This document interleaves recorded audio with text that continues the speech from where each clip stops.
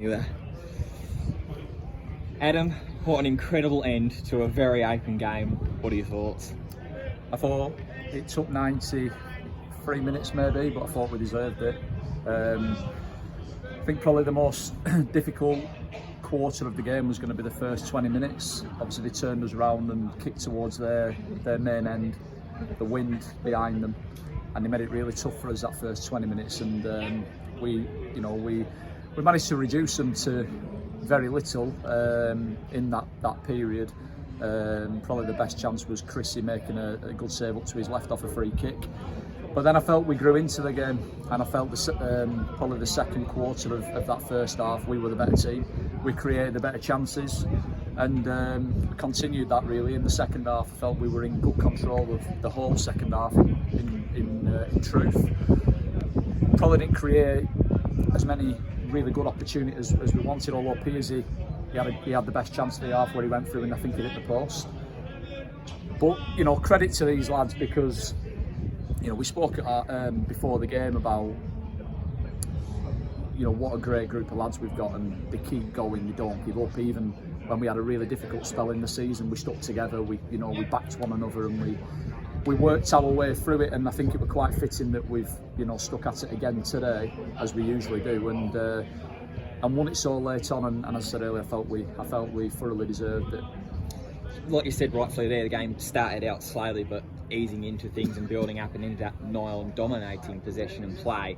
Is that partly lesson learned from Saturday's performance as well, or was a little bit just not creative enough for trying to get going in terms of the full 90?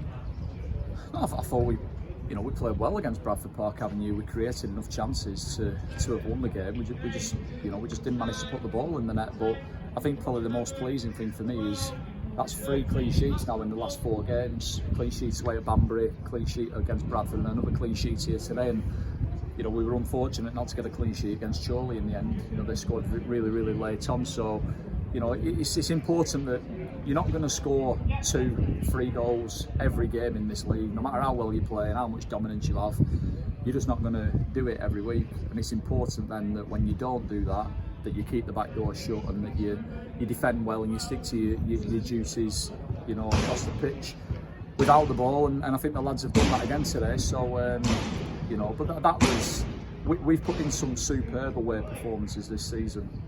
That was right up there for me. It's a difficult place to come, is this? It's windy, the crowd are right on top of you, and they're a great crowd as well. They make plenty of noise, they get behind the team. It's obviously artificial, and the ball don't always run through, and it's a really tough place to come, and especially on bank holiday, when the journey we had up was a joke. We didn't get here till 2:10, and for the lads to just get straight at it and get a massive 3 points for us, it's full credit to the players.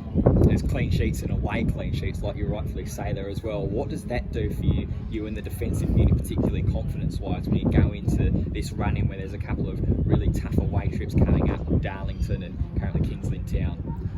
Well, we've been defending pretty well all season. I don't know how many clean sheets that is now, maybe 16, 17. I think that's a record. So, we have been defending pretty resolutely for the majority of the season. So it doesn't surprise me. I'd like to think that my teams are always well organised and well drilled, but at the end of the day you need players who are honest and are prepared to go and put a shift in and do the jobs, and this group of players does. We've been doing that over a prolonged period of time all season, I would say. Obviously there's some games where you have bad days and you can't see goals, but we've had a hell of a lot of games where we've kept clean sheets or only conceded one, and that always gives you a chance in games. So we've just got to keep that going. We're just going one game at a time, as we always do.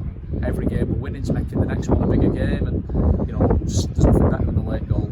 But that'll give us a right bounce now going into Monday, which will be another tough game.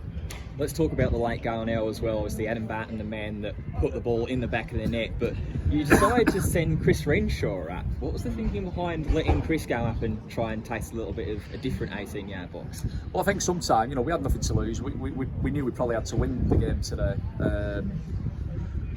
And sometimes you can put the keeper in there, and it just adds something different for them to think about. Who's going to mark him, and he's got just an extra body and something different for them to think about. And I just felt if we got the delivery right. I mean, that's, you know, we spoke to the players and said, you know, we felt we could really hurt them today on set plays and transitions. And, you know, when we beat them earlier on in the season, we scored off 2 corners.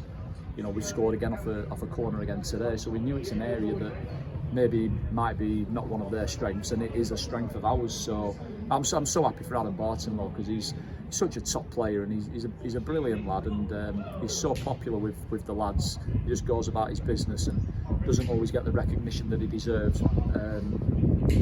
But it was a belting header, and I think last time he scored an header like that, he were about 5. So yeah, great. Well, like you say, every game seems to keep on getting bigger, and this sets up a big Easter Monday fixture back at home at the Tameside Stadium against Spennymoor, who have beaten the current league leaders Filed today. What does that kind of set up now when you're going back at home off the back of a performance like this? Well, Spennymoor are a good side. They've got some good players. So it's going to be difficult, isn't it? You know, and obviously if they've beaten Filed today, then, you know, that tells you that they're a decent team. So, you know, it's obviously going to be another difficult game, but they all are, aren't they? I say it every week and probably boring to listen to, but it's going to be tough. But it's about us, really. You know, we've shown now that we're a decent side, and we've just got to turn up and perform on Monday. You know, we'll do our own work on Spennymoor as we always do. We'll get ready for that. The lads need to rest and recover now for a quick turnaround. But both sides will be going into the game with loads of confidence, won't they? So it should make for a decent game. Hopefully we'll get, you know, a few extra people down watching the game. And probably on that, I'd just like to thank the people who've travelled up today, because, you know, they didn't have to come all this way, particularly on such a difficult day to travel. You know, the journey was tough for us, so I imagine it was quite difficult for them as well. But, you know, met the journey worth it now, going home with 3 points, and we really appreciate their support, and hopefully we'll see them and many others on Monday. Great, Adam. Thank you for your time.